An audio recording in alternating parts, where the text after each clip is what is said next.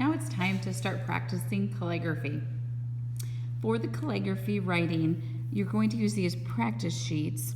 And if you look at the very top, there's a thing that says angle of pen. When you do calligraphy, your marker, in this case, needs to be at a 45-degree angle. So there's a thin side, there's a fat side. That's what's going to give it this pretty thick and thin lines, but it has to stay at a 45-degree angle. You can't have it at a point like this, and you can't twist the pen as you're working. You really don't move your wrist, you move your whole arm when you're doing calligraphy. So I'm going to keep that 45-degree angle, and I'm going to do the A first. Now, when you're doing this, it's kind of like you're back in kindergarten where you have this dotted line. If you remember, all of your lowercase, or most of the letters, hit that dotted line and then go all the way down to the bottom. Now, there are some cases, and we'll talk about that, where it does go all the way up to the top. But for the A, it's just half. So I have my 45-degree angle, and I'm going to take the marker, press down, and create those lines. Now, I didn't do a very good job, so I'm going to move the paper over. My marker lifted off the paper, so I'm just going to try again because this is practice. This is looking much better.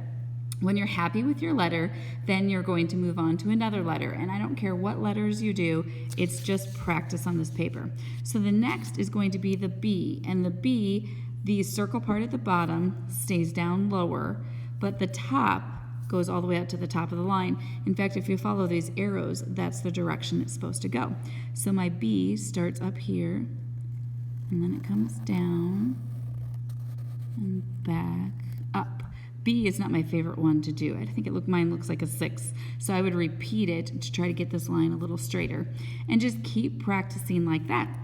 Now, there are other letters that are a little bit different. There is the J down here, and for the J, it goes below the line. So if I'm doing the J, and I know it's hard to see that there is a little bit of a glare, but it starts at that dotted line, but then it goes below, and then the dot is up above. So there are certain letters like that. In fact, the F goes all the way from the top to the bottom. So practice, and if you understand how to do this chancery cursive, feel free to go through any of these in the book. If you want to try a really challenging one, this one at the top is probably the most challenging. Now, I will have some students that tell me they think this is easier than the chancery cursive. Try them both and see what you decide.